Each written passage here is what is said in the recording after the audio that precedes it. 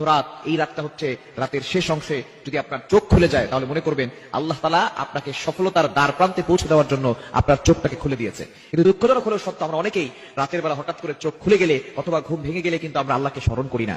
এই সময়টা হচ্ছে সবচেয়ে গুরুত্বপূর্ণ সময়। বুখারী শরীফের বর্ণনা, নবীজি সাল্লাল্লাহু আলাইহি ওয়াসাল্লাম জানিয়ে দিয়েছেন, নবীজি সাল্লাল্লাহু আলাইহি ওয়াসাল্লাম বলেন, রাতের শেষ অংশে, মধ্যরাতের পরেই রাতের শেষ অংশে যখন রাত একেবারে গভীর হয়ে যায়, এই সময়টা আল্লাহ তাআলা প্রথম আসমানে চলে আসেন এবং আল্লাহ তাআলা বান্দাদেরকে ডাকতে থাকেন, কার কি লাগবে আমি আল্লাহর কাছে চাও। রাতের শেষ অংশে এই সময়গুলোতে, এই সময় যদি আপনার চোখ খুলে যায়, আপনি এই আমলগুলো করতে দেরি করবেন না। আপনার উযু করার দরকার নাই, ওই অবস্থায় আপনি আমলটি করবেন। আল্লাহ তাআলা দুইটি নাম পড়বেন 11 বার করে। কয়বার?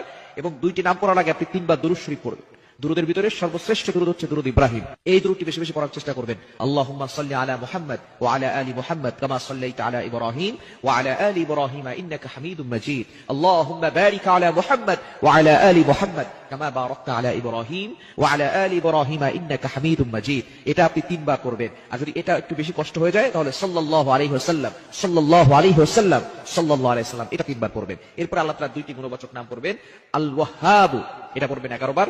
আর হচ্ছে ইয়া ফাত্তাহু, এটা পড়বেন 11 বার। এই দুইটি নাম পড়ে আপনি আল্লাহর কাছে দোয়া করবেন, দেখবেন আল্লাহ তাআলা আপনার সকল চাওয়া পাওয়াগুলো কবুল করবেন, আপনার নেক আশাগুলো আল্লাহ তাআলা কবুল করবেন।